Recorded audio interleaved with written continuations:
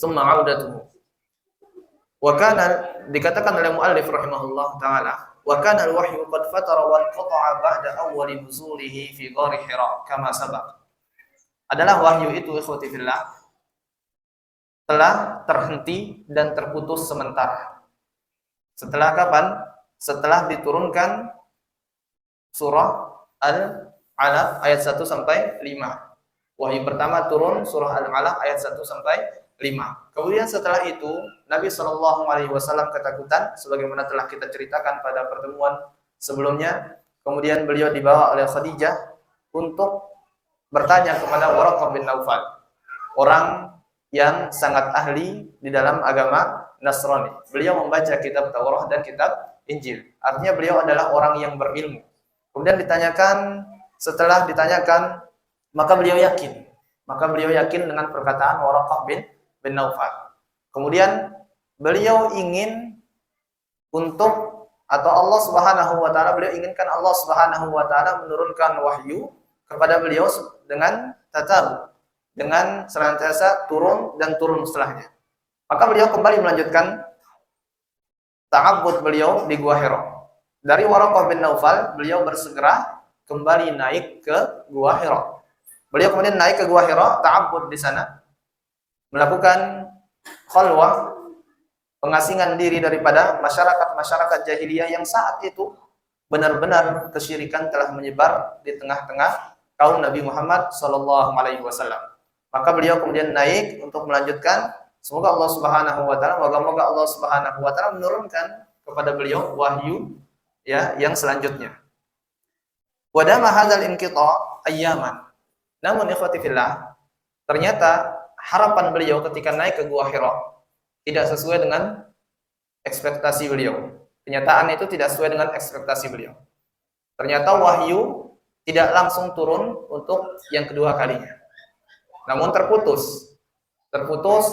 Nah, tatkala kita membahas tentang terputusnya wahyu, di sini ada perbedaan yang kuat di kalangan para ulama tarikh. Ada bahkan di antara mereka yang mengatakan terputusnya wahyu itu tidak sebentar, melainkan terputusnya wahyu dalam jangka waktu 3 tahun. Ada yang mengatakan 3 tahun. Kemudian ada yang mengatakan terputusnya wahyu itu 40 hari saja. Ada juga pendapat yang mengatakan terputusnya wahyu kurang lebih 10 sampai 12 hari. Namun pendapat yang kami pilih insyaallah dan ini kita nilai sebagai jumhur ulama adalah 10 sampai 12 hari atau kurang lebih belasan hari. Mengapa demikian? Karena kalau kita ambil pendapat yang mengatakan 3 tahun terputusnya wahyu, maka kalau kita hitung, kita katakan dulu kesepakatan para ulama, Nabi Shallallahu alaihi wasallam diturunkan wahyu pertama di usia beliau 40 tahun. Sudah sempurna 40 tahun, kemudian masuk 41 tahun, wahyu pertama turun. Kemudian berdakwah di Mekah berapa tahun? 13 tahun. Setelah itu beliau hijrah ke Madinah. Berapa tahun? 10 tahun. Kemudian setelah itu beliau meninggal dunia. Maka kalau kita hitung 40 tahun ditambah 13, 43. 40 tahun ditambah 13 berarti 53. Ditambah 10 tahun di Madinah 63. Dan ini adalah wafatnya Rasul sallallahu alaihi wasallam 63 tahun. Kalau antum tambah dengan 3 tahun lagi, maka kurang lebih 66 atau 67 tahun Nabi sallallahu alaihi wasallam hidup. Maka mungkin pendapat ini kita sisihkan dulu dan kita ambil pendapat jumhur yang mengatakan kurang lebih sekitar belasan hari saja, 10 sampai 12 hari. Ala kulli hal, terputusnya wahyu ini Nabi Shallallahu alaihi wasallam merasakan kesempitan hidup dan kesedihan di atas kesedihan. Bagaimana tidak ya ikhwati fillah azanillahu wa iyyakum, setelah beliau dinyatakan oleh Waraqah bin Naufal beliau adalah seorang nabi, seorang rasul, penghubung antara manusia dengan Rabb-nya, tentu ini adalah wazifah yang besar. Ini adalah wazifah yang sangat besar. Pekerjaan yang sangat luar biasa mulianya. Antum menjadi penghubung antara manusia dengan Tuhannya. Kalau saja di antara kita berbangga dengan menjadi penghubung atau wasilah antara seseorang dengan menteri, kita berbangga itu. Ini Nabi SAW menjadi penghubung antara manusia dengan Tuhannya. Ini keutamaan yang besar. Beliau SAW sangat-sangat bergembira.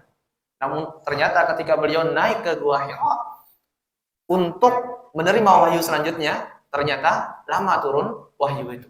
Bahkan dikisahkan Nabi SAW senantiasa berbicara, berdoa kepada Allah Subhanahu wa taala, memanggil-manggil malaikat yang pernah datang walaupun beliau tidak mengenali malaikat tersebut. Beliau berbicara dalam keadaan sendiri. Kemudian nanti Allah Subhanahu wa taala akan turunkan kepada beliau kenapa Al-Qur'an itu tidak langsung diturunkan. Malaikat Jibril rindu untuk turun kepada Nabi Muhammad. Nabi Muhammad rindu untuk bertemu dengan Jibril, menerima wahyu. Aminus sama, pemimpin para malaikat di langit rindu kepada pemimpin manusia di muka bumi. Begitu juga sebaliknya. Akan tetapi kata Allah Subhanahu wa taala, "Wa ma natanazzalu illa bi amri rabbik." Wahyu itu bukan sekedar ketika kita inginkan, ketika Nabi Shallallahu alaihi wasallam inginkan wahyu tersebut kemudian akan diturunkan, enggak. Akan tetapi dikatakan oleh Allah Subhanahu wa taala, malaikat Jibril yang kau nanti-nantikan itu wahai Muhammad, ma natanazzalu illa bi amri rabbik. Tidak turun kepada engkau melainkan hanya dengan perintah Allah Subhanahu wa taala. Jadi bukan semau-maunya Jibril datang bertemu dengan Rasul menyampaikan wahyu, enggak. Akan tetapi ditunggu perintah dari Allah kemudian baru turun. Maka tidak sembarangan. Yang perlu kita ketahui ukhwati fillah azani Allah wa iyyakum, dengan terputusnya wahyu daripada Allah Subhanahu wa taala bukan berarti Allah Subhanahu wa taala tidak meletakkan hikmah yang besar di situ. Bahkan kita pernah membahas beberapa kali tentang ayat yang Allah Subhanahu wa taala mengatakan Tuhanmu tidak meninggalkan engkau wahai Muhammad di dalam surah At-Tuha. Telah kita bahas panjang lebar ayat tersebut. Maka bukan tidak ada hikmahnya. Hikmah pertama di situ adalah agar Nabi Shallallahu alaihi wasallam hilang ketakutannya karena turun wahyu yang pertama kali itu. Bagaimana cerita ketika wahyu pertama turun, beliau bersegera kembali ke rumah beliau, kemudian beliau mengatakan kepada Khadijah, hampir saja aku binasa, hampir saja aku binasa. Kemudian diperintahkan untuk menutup wajahnya, kemudian disirami dengan air dingin. Sampai 3 hari Nabi Shallallahu alaihi wasallam tidak bangun akibat ketakutan itu. Maka kalau turun wahyu yang kedua kalinya, bisa saja Nabi Shallallahu alaihi wasallam binasa.